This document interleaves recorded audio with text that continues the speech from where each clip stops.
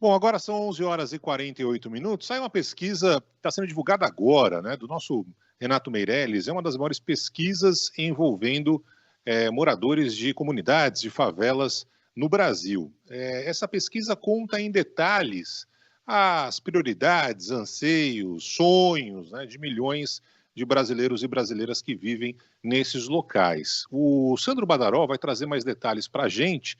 Eu já dei uma olhadinha aqui na pesquisa, Sandro. Você vai falar sobre outros assuntos, claro, mas tem um dado que me chamou muita atenção, que é a relação envolvendo qual é a maior vontade, né? Qual é a maior preocupação.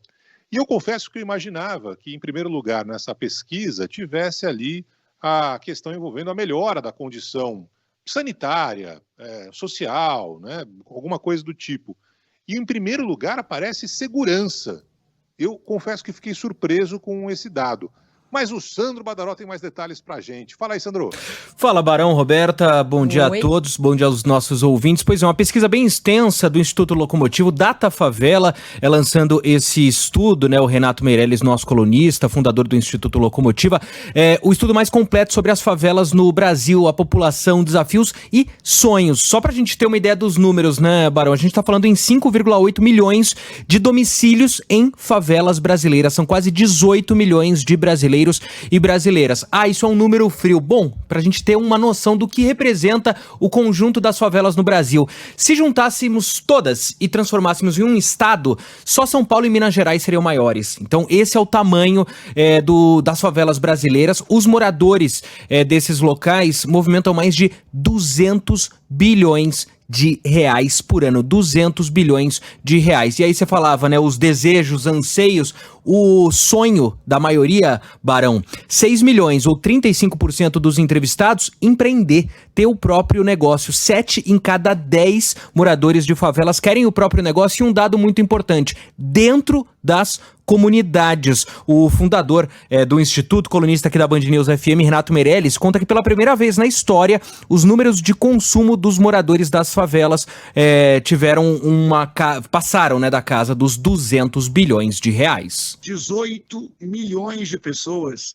Se fossem um estado do nosso país, já seria o terceiro maior estado do país. As favelas estavam como o quinto maior estado do país. Hoje já é o terceiro, só perde para o Rio e para São Paulo. São mais de 13.500 favelas que hoje representam uma parcela considerável da população brasileira.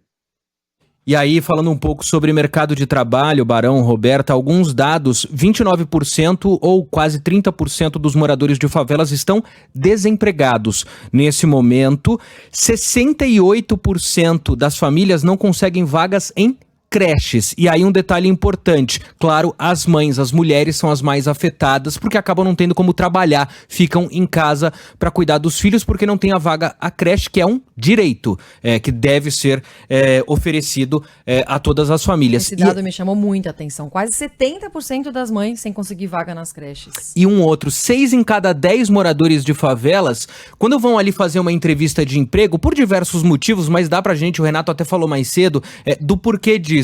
Se você fala que você mora na favela, tem preconceito. 6 em cada 10 moradores de favelas, na hora de uma entrevista de emprego, já mentiram o endereço, para não dizer que moram em favelas aqui no Brasil. Uma pesquisa bem extensa e o ponto importante, o tipo de pesquisa essencial para desenvolvimento de política pública. Barão, Roberta. Com certeza. É isso aí. Bom, o Renato vai voltar a falar com a gente sobre isso, né, Roberto? Imagina a semana que vem ele vai voltar a falar sobre esse assunto, que mostra também o potencial, que muita gente já descobriu, né, financeiro que tem nas favelas. Antigamente você não tinha quase nenhum comércio, shopping, banco, né, e com o passar do tempo isso acabou mudando. É uma realidade diferente hoje, o poder de consumo dentro dessas comunidades. Bom, o Sandro volta ao longo da programação, o Renato também volta na semana que vem, conversando mais sobre esse assunto aqui no Band News Station. Valeu, Sandro. Valeu, Sandro.